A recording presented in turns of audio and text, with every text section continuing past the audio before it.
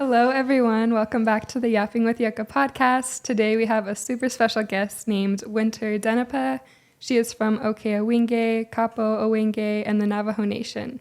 She is currently a student at Santa Fe Indian School and has worked with Tewa Women United on their youth council for 8 years. We wanted to bring Winter on not only to share about the project she's working on, but also to hear what it's like to step into activism as a teenager, what inspires her, what challenges she's faced, and what hopes she has for the future. Winter, thank you so much for being here with us. We're so glad to have you. Thank you for inviting me. This is a really cool opportunity. I've never done a podcast before, and it's just really interesting. So thank you for inviting me. Of course, we're super excited.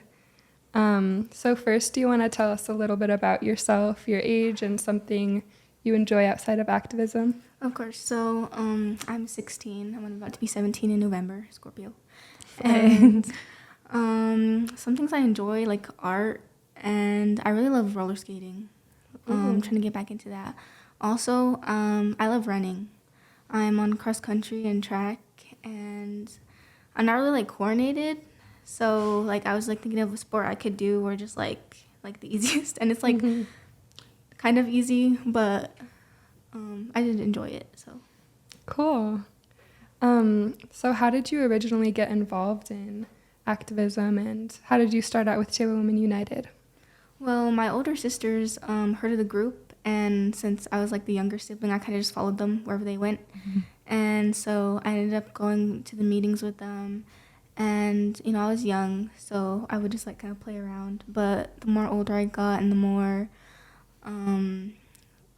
independent I got, the more I started researching things and seeing what I could do to just get out there and have my voice heard. So that's so awesome. Yeah, we love Tewa Women United. Can you tell us a little bit more about the org and what they do?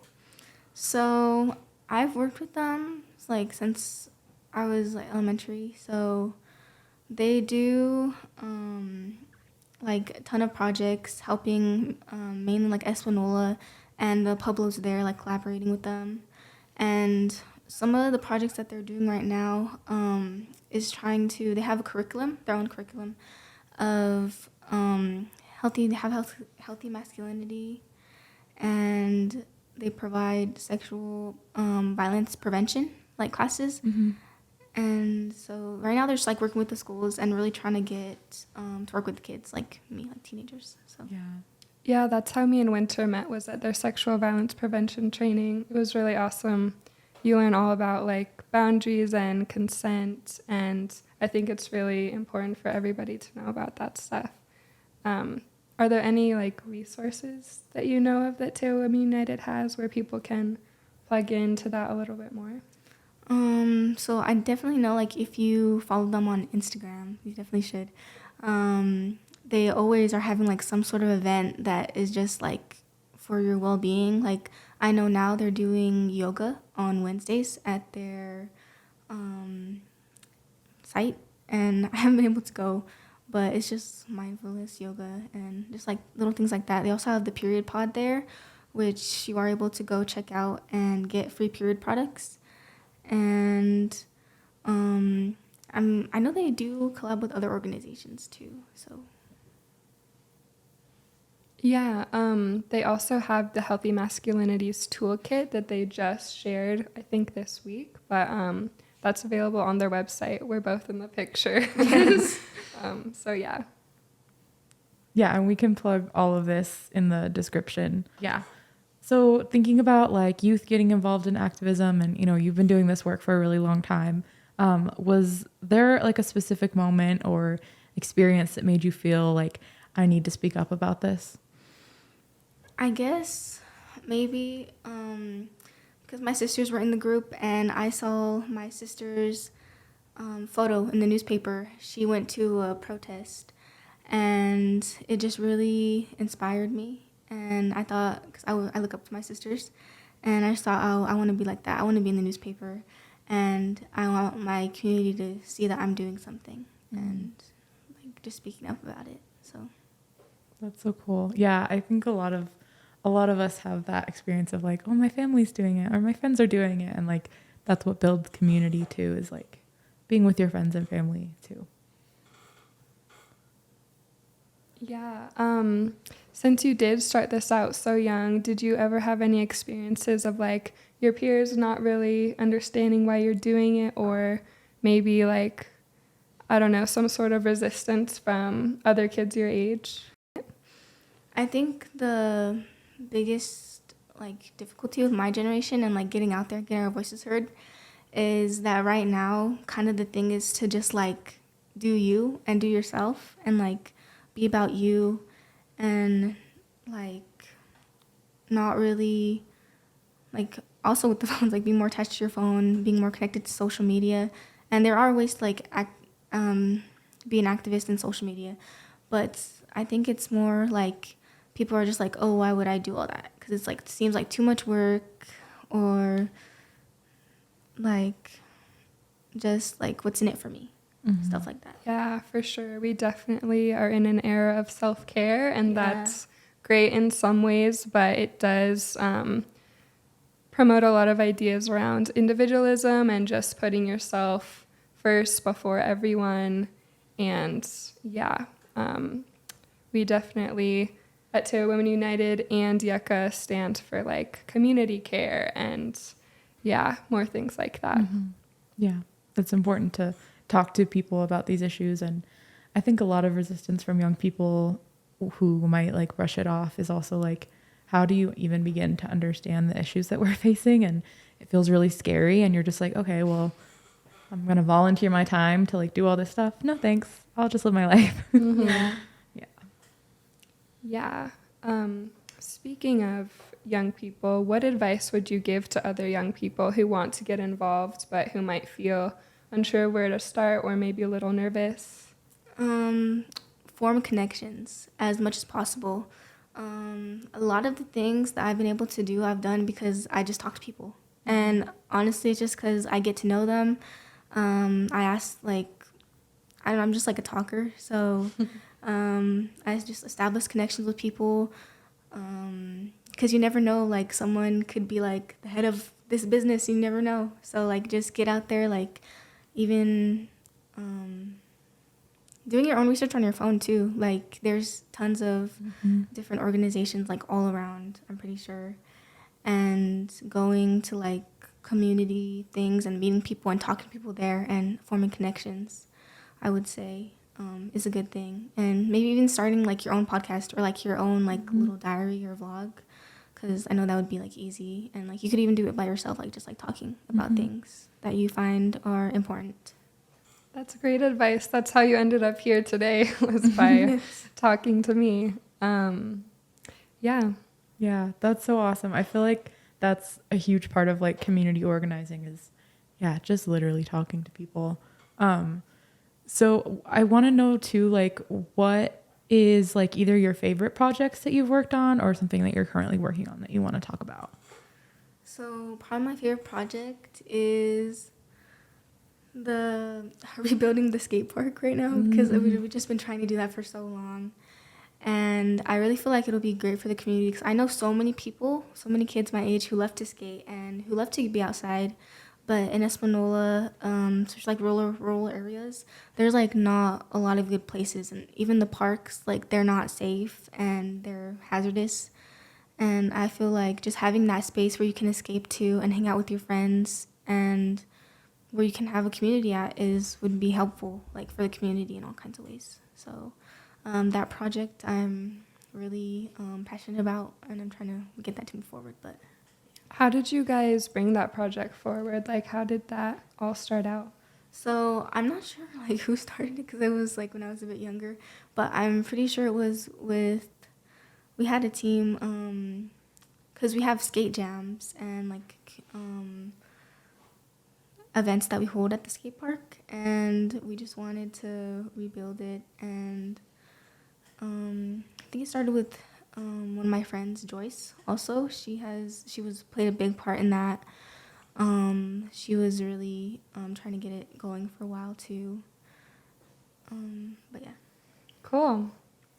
So I also wanted to ask if you could imagine the future that you're fighting for, what does it look like? The future that I'm fighting for.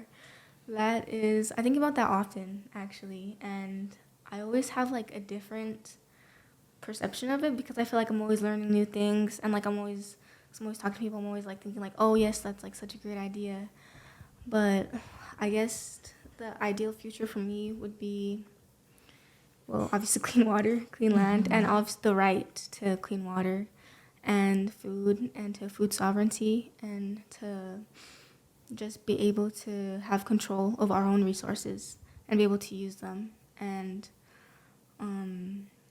not have like, how to explain it, like big corporations like own like everything. I guess I'm not explaining it any other way, but just having the freedom, I guess, like to do what you want, like it's supposed to be. And I just feel like right now, especially, that's not really happening. So Yeah, Sophie's in grad school right now, and she was just telling me the other day about what's it called, land something, where the government like owns this tribal land and will sanction it off for these specific purposes. Allotments and checkerboarding.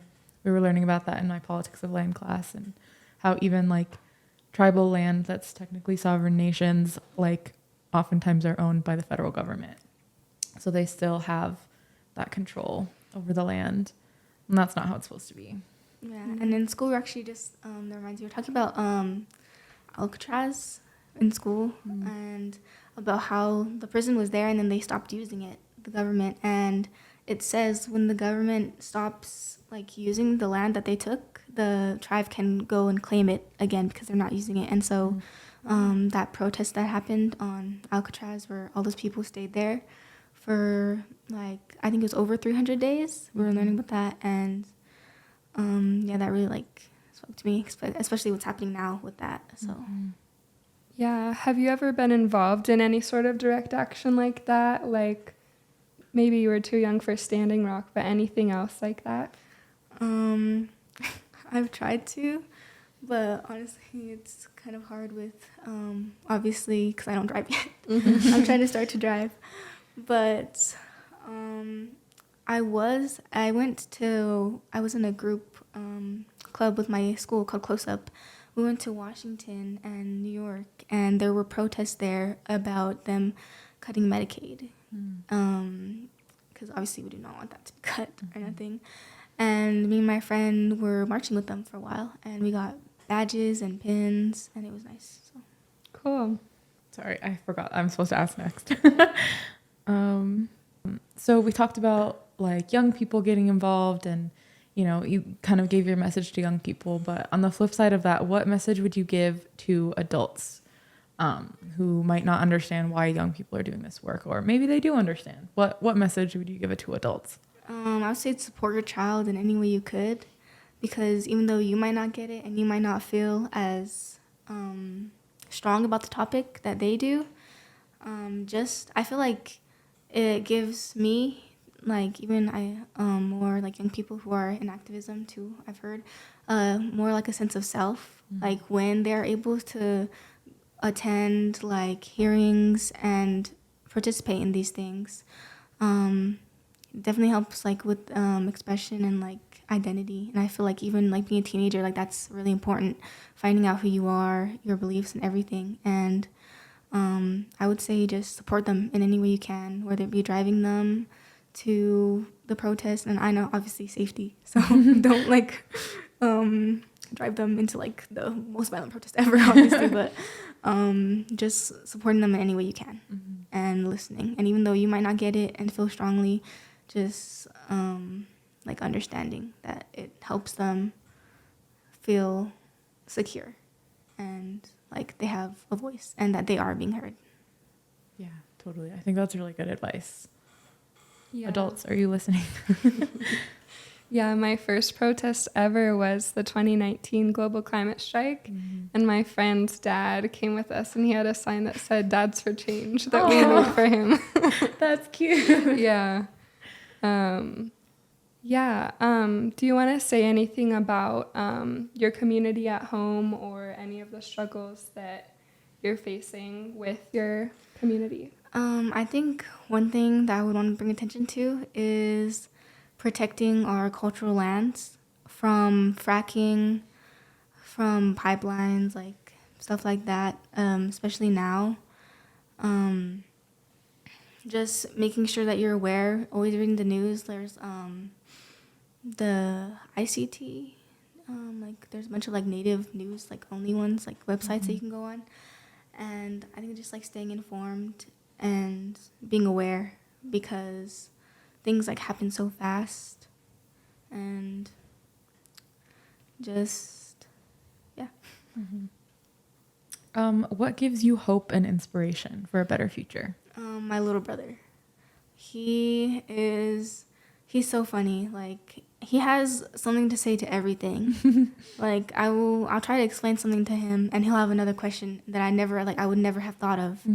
And it's annoying sometimes, but also it amazes me because he's always questioning things. He's always asking me like things I would never even thought to ask myself.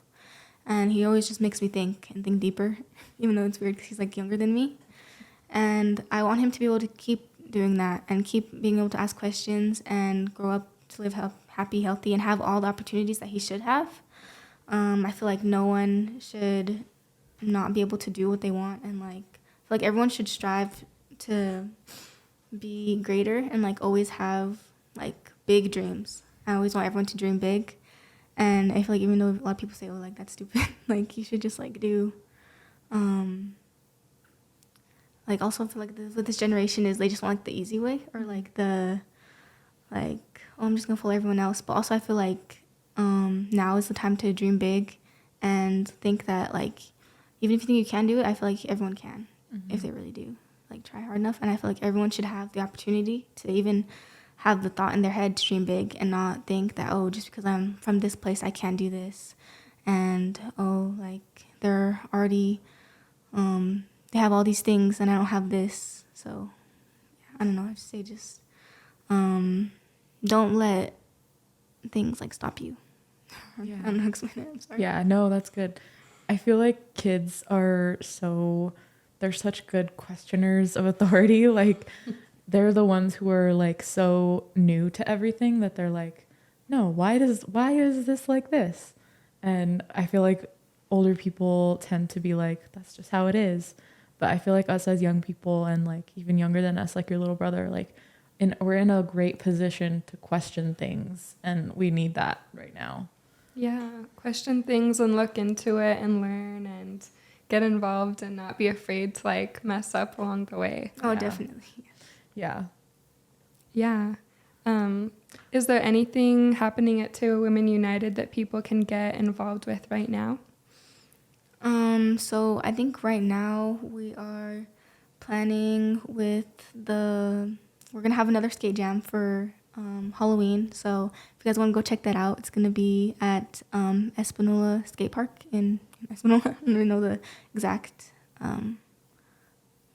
coordinates of it, but we're gonna have that, and we're also gonna have a retreat in next week, and so I don't know if people can look into that. Where we're gonna go like hiking and stuff, but they're like always having things. I'm sorry. Right now, I would say just go on the website, because like things are like always doing something. Yeah. And yeah, just follow them. Yeah, Tewa Women United is one of my favorite organizations in New Mexico. They focus on reproductive justice and environmental justice and like gender and generational healing. I know they have a prenatal yoga.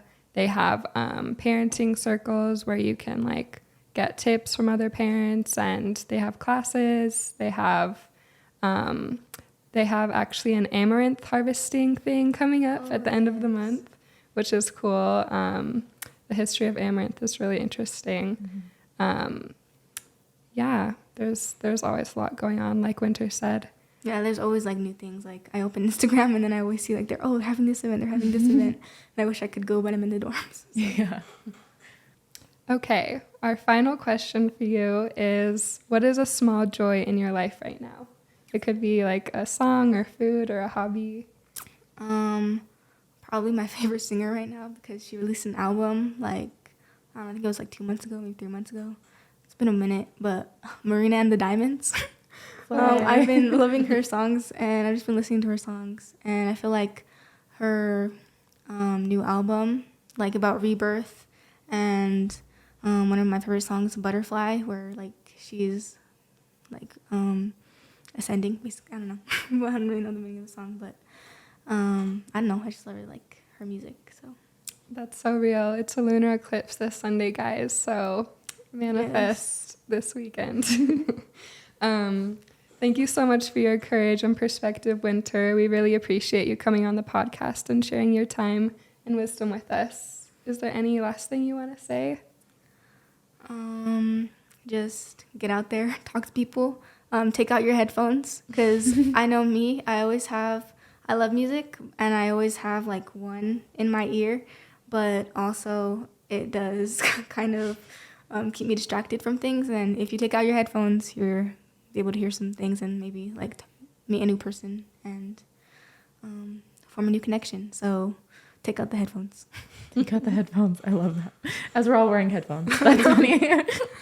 Thank you so much.